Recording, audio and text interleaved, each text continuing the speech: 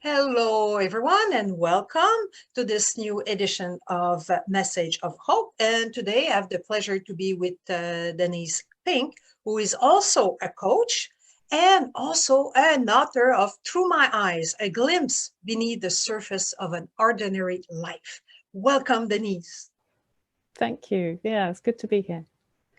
And well, as usual, my the eternal question is all this having this understanding. How does that help you navigate whatever events in your life, or COVID, or lockdown? Hmm.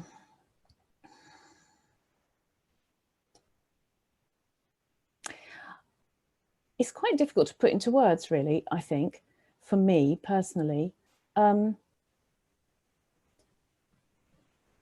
I think it's the quietest space. There's a lot of frantic stuff going on. It's almost like there's so much coming at me in terms of other people's ideas, what seems to be going on in the world and all of that. And I certainly could, and I know I have in the past, become very anxious about that sort of thing. I used to be quite an anxious person. I used to have anxiety attacks, stuff like that. So a lot of years ago now, but I think what it really gives me is this underlying sense of peace. I had a situation the other day where I was freaking out a bit, right? So it's not like I don't ever freak out, because I do. But so I was kind of freaking out a little bit, and it was like I could see myself, I could glimpse myself as this like toddler, if you like, having some kind of tantrum. But there was almost this calm place that was still there. It was kind of seeing it through that, like, you know, if you're driving along the road and you've got a load of trees and you just see through the trees every now and then. Mm-hmm. And it was just like that it was kind of there and it wasn't quite there, and it was kind of there and it wasn't. But for me, that is something that gives me comfort. Mm. It makes me, or it invites me to question what I think's going on. And there's nothing wrong with me having a freak out. I don't, and that, yeah, you see, I think that's another part of it, is that when I freak out like that, my mind's racing. You know, it's all these thoughts about all this stuff that could happen. But there's just this calm space which is still kind of there. So it's not that I need to try and change how I feel at all. It's just that space that I keep glimpsing through those trees. It's just like this question. It's like, oh, you know, it's kind of like it's calling me. Mm. It's calling me from that space. And so I'm not 100% in the freaked out thinking. You know, maybe it's 95%, but that 5% just gives me comfort.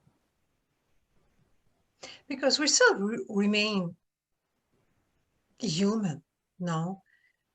For me, it's technology. Just before we started this, it said no internet. I was like, and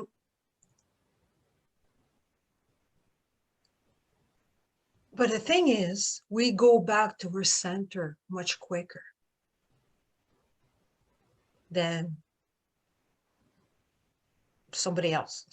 Please stay freaked out for 3 weeks. I exaggerate, but yeah. I guess that is it. It is that it doesn't seem quite as 100% real as it used to, the freaked out thinking. It doesn't pull me in the same way, because I still have that kind of glimpse of the, you know, between the trees. And it's like, it causes me to question, I think, you know, is this really real? not question in a kind of, you know, oh, I've got to work this out, but more in a holding the question lightly, in more of a curiosity almost of, oh wow, this is interesting. It's almost looking from a different perspective rather than just within my own mind and thoughts. So there's this question that just floats around that's like, is it, do I need to think this? I told you it was going to be difficult to explain. Well,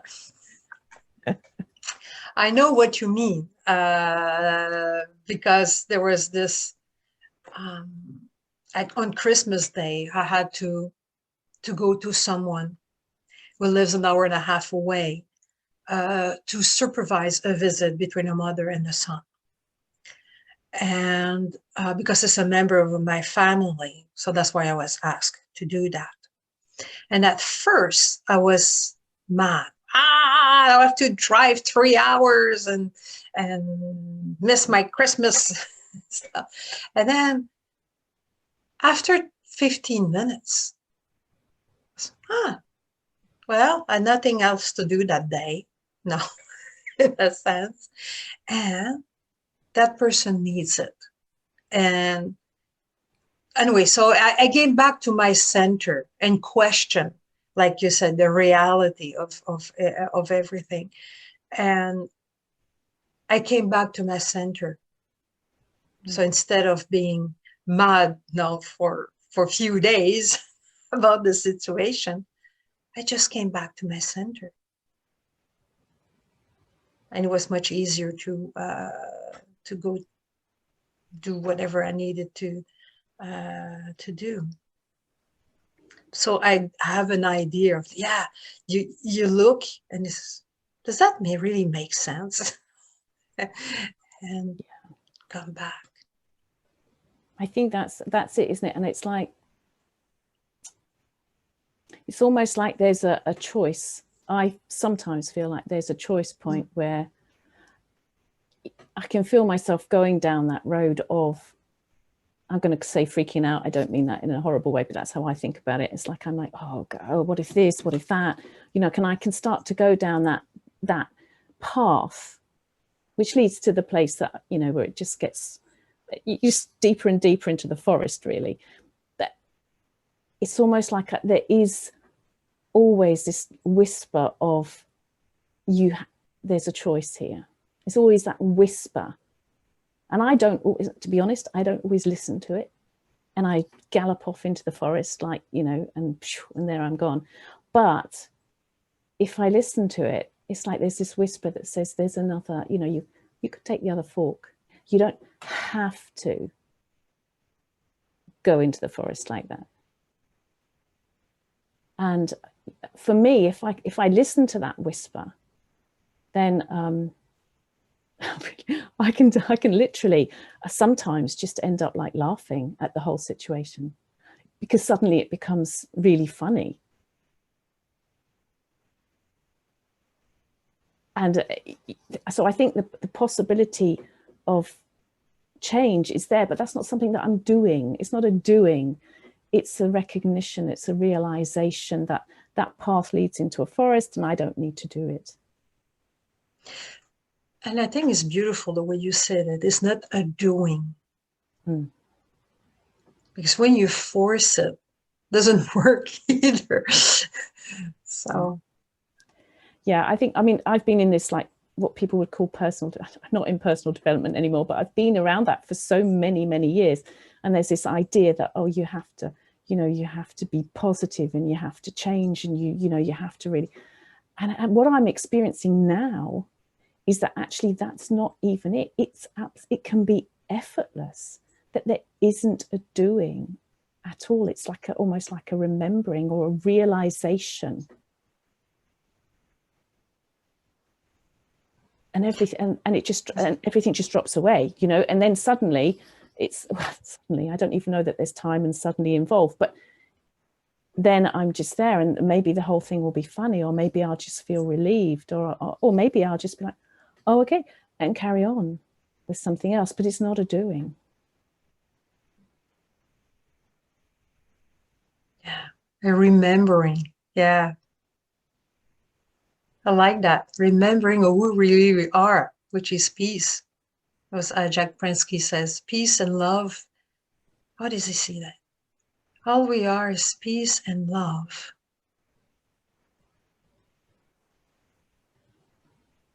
And the capacity to forget it.